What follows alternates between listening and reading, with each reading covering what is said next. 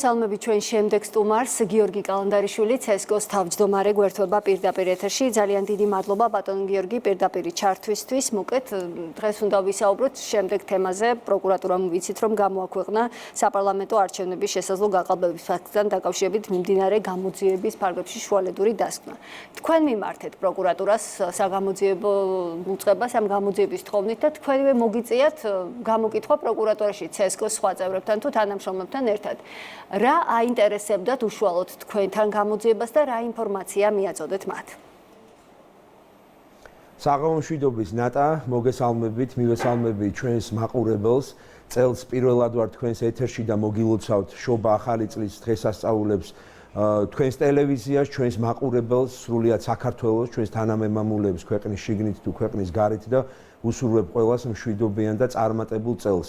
რაც შეეხება დასმულ საკითხს, პირველ რიგში დავიწყოთ იმით, რომ დიახ, ჩვენ ვიყავით ის უწყება, რომელმაც მივმართეთ პროკურატურას იმ მიზნით, რომ გავრცელებულ ბრალდებებთან დაკავშირებით შესაძლო მანიპულაციასთან და გაყალბებასთან მიმართებაში საზოგადოებას ჰქონოდა ობიექტური, ჭეშმარიტი პასუხები ყველა ამ საკითხთან მიმართებაში და რა თქმა უნდა გადაცდომის არსებობის შემთხვევაში შესაბამის ორგანოებს ჰქონოდათ სათანადო რეაგირება. და ჩვენ ნახეთ კიდეც რამდენიმე დღის წინ შუალედური ანგარიში, რომელიც პროკურატურამ გამოაქვეყნა, რომლიდანაც ცალსახად იკითხება, რომ არანაირ გადაცდომას, არანაირ მანიპულაციასა თუ გაყალბებას არჩევნებში კენჭისყრის დღესთან მიმართებაში ადგილი არ ჰქონია. საუბარი არის რაზე? საუბარი არის იმაზე, რომ მრავალჯერად მონაწილეობაზე ერთი პირის მხრიდან არჩევნებში. საუბარი არის იმაზე, რომ თითქოს ვერიფიკაციის აპარატს მრავალჯერ ამორჩევლის გატარების შესაძლებლობა ჰქონდა. საუბარი არის მარკირების სითხის არასათანადო გამოყენებაზე და ასე შემდეგ და ასე შემდეგ, რაზეც ფაქტობრივად პროკურატურამ მის მიერ ამ ეტაპზე ჩატარებული გამოძიების ფარგლებში სრულად გასცა კითხვებს პასუხი იმ უსაფუძვლო ბრალდებებთან მიმართებაში, რომელზეც ჯერ კიდევ ჩვენვე დასაწყისშივე ვამბობდით, რომ ისინი იყო აბსოლუტურად უსაფუძვლო, არ ეფუძნებოდა არანაირ მტკიცებულებას, მაგრამ რა თქმა უნდა, კიდევ ერთხელ კომპლექსური გამოძიების ფარგლებში და ობიექტური ჭეშმარიტების დადგენისთვის ჩვენთვის მნიშვნელოვანი იყო, რომ საზოგადოებას ჰქონოდა სწორი ინფორმაცია ყველა გავრცელებულ საკითხთან მიმართებაში და ეს საკითხი არ გამხდარიყო მანიპულაციის საგანი. ამ მიზნით, რა თქმა უნდა, მე პირადად გამოიკითხნენ სხვა თანამშრომლები და როგორც შუალედური ანგარიშიდან ჩვენ მოვისმინეთ, ასევე გამოიკითხა არაერთი ჩართული მხარე, მათ შორის ამ ბრალდებების ავტორები, რომლებსაც როგორც ამავე დასკვნიდან იკითხება, არ წარუდგენიათ არანაირი მტკიცებულება იმის თაობაზე, რომელიც მისცემდა საგამოძიებო ორგანოს იმის შესაძლებლობას, რომ მათ მიეჩნიათ რაიმე გადაცდომა ან დარღვევა ზემო ხსენებულ ბრალდებებთან მიმართებაში. სანამ ჩატარებულ ექსპერიმენტებზე ვისაუბრებთ, მინდა გკითხოთ ზოგადად გამოძიების მსვლელობაზე. პროკურატურამ განაცხადა, რომ იმ პირთა უმრავლესობა, ვინც საჯაროდ აცხადებდა არჩევნების გაყალბების თაობაზე, საერთოდ უარი თქვა გამოძიებასთან თანამშრომლობაზე. ამ პირების განცხადებებიდან ვიცით, რომ ისინი უნდობლობას უცხადებენ ქართულ გამოძიებას, მიუხედავად იმისა, რომ ამ პროცესში, როგორც თქვენც აღნიშნეთ და როგორც პროკურატურამ განაცხადა, უცხოელი ექსპერტები არიან ჩართული. რამდენად ცვლის ეს ფაქტი სურათს? ანუ რამდენად უნდა ვირწმუნოთ გამოძიების ამ შედეგების, როდესაც მთავარი ბრალდებლები არიან დუმილის რეჟიმში.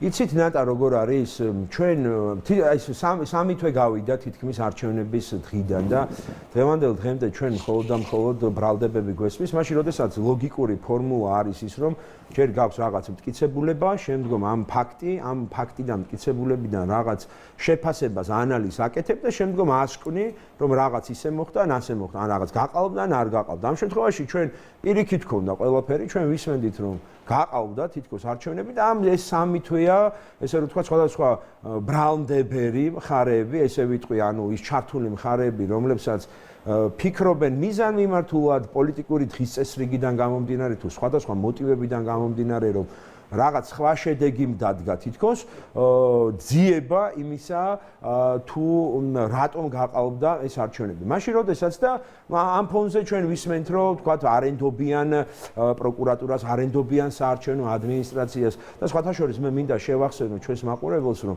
საარჩევნო ადმინისტრაცია გახლავთ ის ორგანო, რომელიც ყველა დონეზე არჩევნების დღისთვის შედგებოდა 17 წევრისგან და ამ 17 წევრში 9 იყო პოლიტიკური პარტიების მიერ დანიშნული წევრი, საიდანაც ერთი წარმოადგენდა მმართველ პარტიას, ხოლო დანარჩენი 8 სხვა პოლიტიკურ გაერთიანებებს.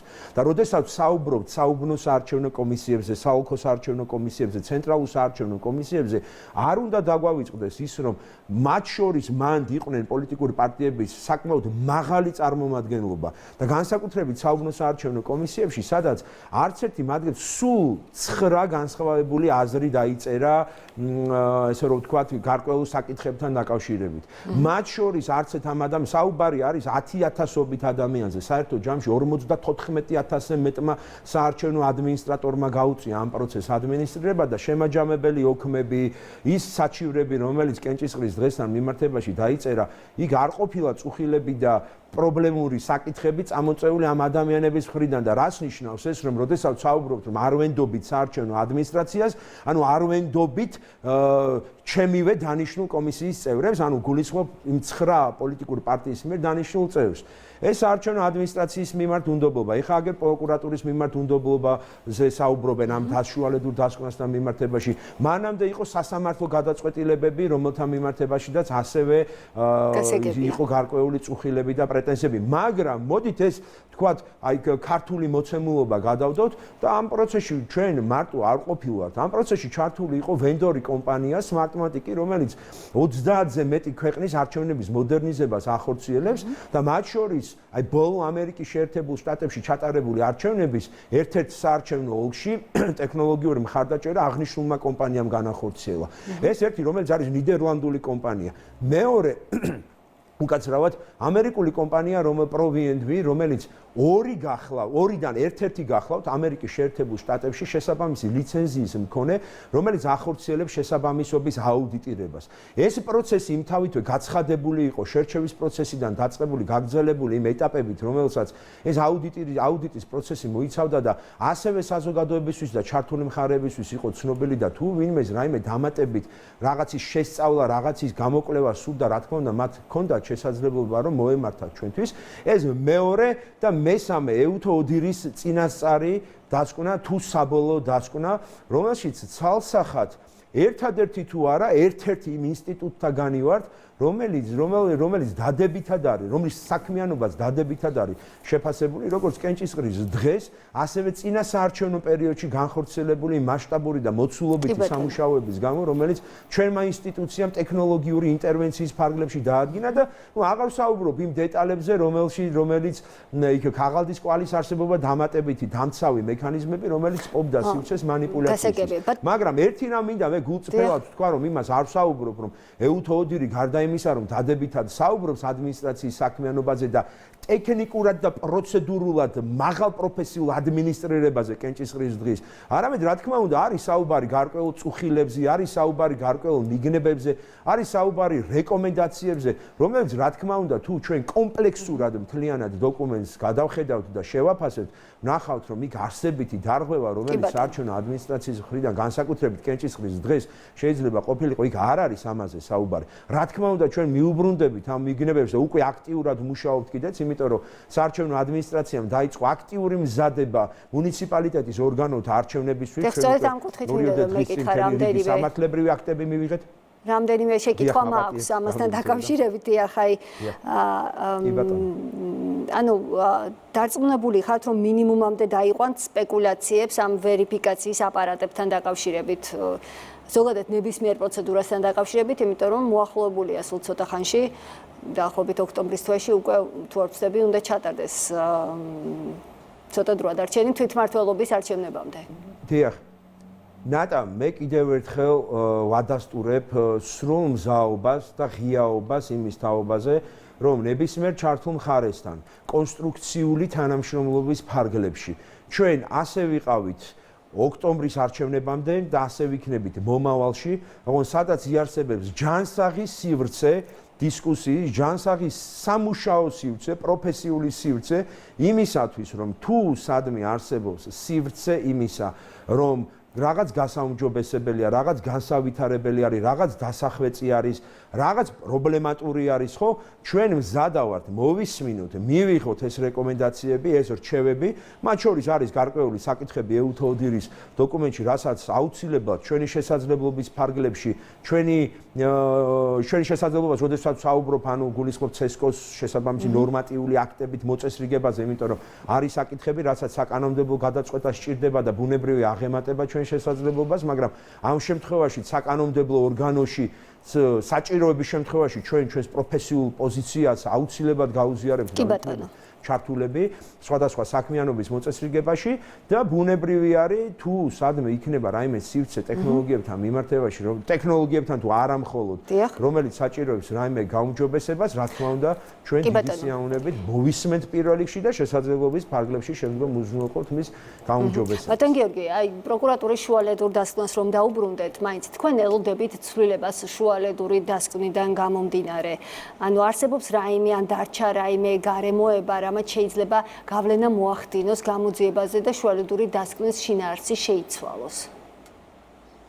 მადლობა კითხვისთვის ნატა. პირველ რიგში შეუერთდები პროკურატურის მოწოდებას იმის თაობაზე, რომ იმ ჩართულ მხარეებს, ამ ბრალდებების ავტორებს, რომლებიც ამბობდნენ, რომ თითქოს რაღაც манипуляციას ჰქონდა ადგილი, რომ თუ მართლა ვინმეს რაიმე აქვს მტკიცებულება, ხელშესახები, რაიმე ფაქტები წარადგინონ პროკურატურაში და ითანამშრომლონ საგამოძიებო ორგანოსთან, ეს არის არსებითი, იმიტომ რომ თუ მართლა ვინმეს მიაჩნია რაიმე ჩვენ არათუ მტკიცებულებების წარდგენა ისიც მოვისმინეთ შუალედური დასკვნის ბრიფინგისას, რომ ზოგიერთი პირი თავს არიდებდა და არ გამოცხადდა საგამოძიებო ორგანოში და არ განახორციელა თანამშრომლობა, ხო?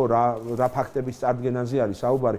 თუმცა რა უნდა წარადგინო ერთი არის, როდესაც ბუნებაში არ არსებობს და მე წეგანაც აღნიშნე, რომ თითქმის 3 თვე გავიდა კენჭისყრის დღიდან და ბუნებრივი ეხა ახალ არჩევნებს თუ ჩაატარებ და იქ რაღაცას მიაგნებ, თორე რეალურად რაც ჩატარდა ჩვენ იმთავითვე გამოვრიცხავდით, რომ რაიმე манипуляციას შეიძლებოდა ქონოდა ადგილი, ეს აგერ პროკურატურამაც დაადასტურა, ეს არ იკითხება ასევე EUTODIR-ის დასკვნიდან და ბუნებრივია რაიმე განსხვავებულს იმისაგან, რაც შუალედურ ანგარიში იქნა და საბოლოო დასკვნით ფაზაში საგამოძიებო ორგანო შეიძლება გქონდეს, ბუნებრივი არ ველოდებით. თუმცა რა თქმა უნდა, კიდევ ერთხელ მოუწოდებ ყველა ასეთი ბრალდების ავტორს, რომ თუ რაიმე ხელშესახები აქვს, მათ წარადგინონ საგამოძიებო ორგანოში, აქვე მინდა აღვნიშნო, რომ ერთი ეტაპი საარჩევნო დავების ციკლის, ესე რომ ვთქვათ, გავლილია და სასამართლო ინსტანციებში, საარჩევნო ადმინისტრაციის ინსტანციებში ეს ყველაფერი გავლილი არის და იქ არ დადგენილა და არ გამოვლენილა რაიმე ისეთი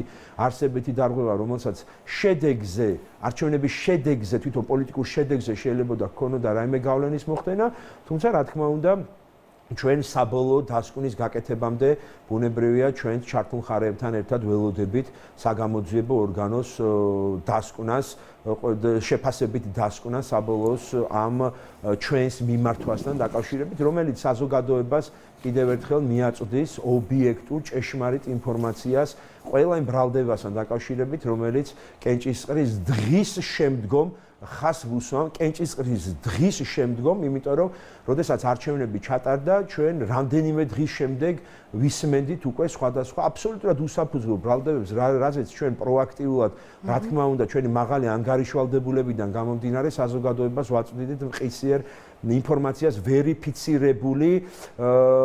ვერიფიცირებულ წყაროებზე დაყრდნობით და რა თქმა უნდა, ასევე შესაბამისი დავების ფარგლებშიც არ გამოვლენინა რაიმე დარღვევა.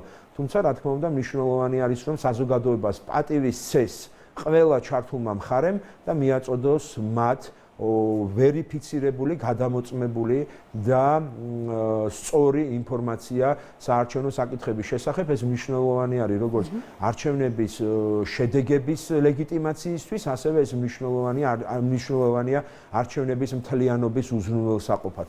იმიტომ რომ ამით ზიანდება, რა თქმა უნდა, შედეგები, ამით ზიანდება ის დემოკრატიული ინსტიტუტები, რომლებიც ამ პროცესს ატარებენ და რა თქმა უნდა, ამით ზიანდება ქვეყნის დემოკრატიული წინსვლა და დემოკრატიული პროცესები.